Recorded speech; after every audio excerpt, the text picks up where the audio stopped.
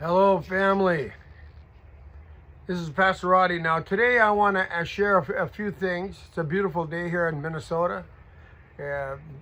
March the 21st, like this year. Beautiful. I want to talk about balancing work and family life.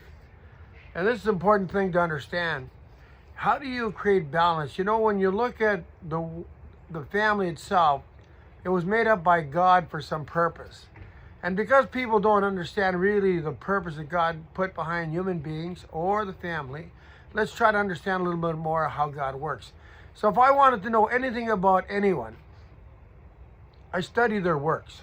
If I want to know anything about an artist, I study his paintings. And through the paintings, I get to see how he put his emotion and passion and spirit right on canvas. And that's the only way you can know anything about him. I can't take his arm off or take his leg off and get an idea who he is. I can't just look at his body. If he doesn't say or do anything, I can't understand anything about him until he projects his whole spirit onto something. If I want to understand a musician, I study his music.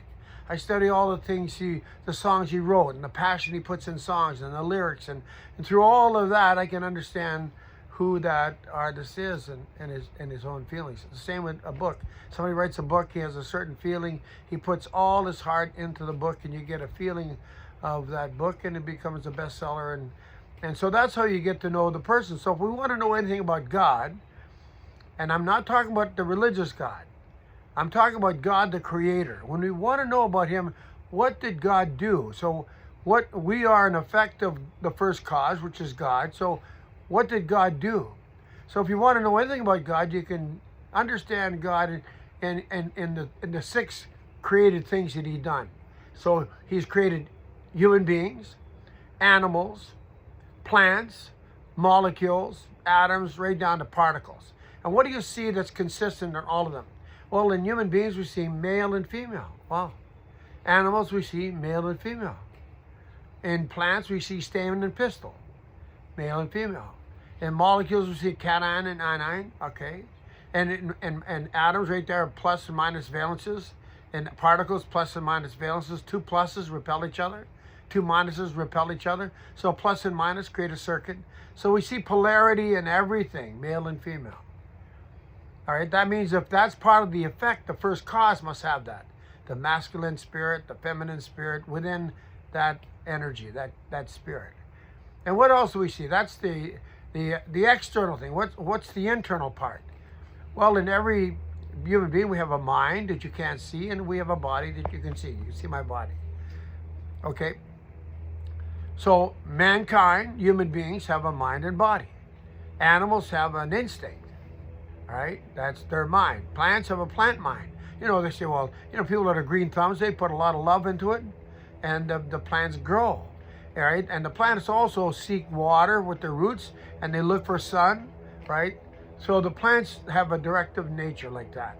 Molecules have it's like the law of energy. H2O, hydrogen, oxygen, you create water. It'll never come up with the Rolls Royce.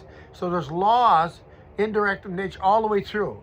You know, in creating the plus and minus and the negative and positive valences like this to create circuitry.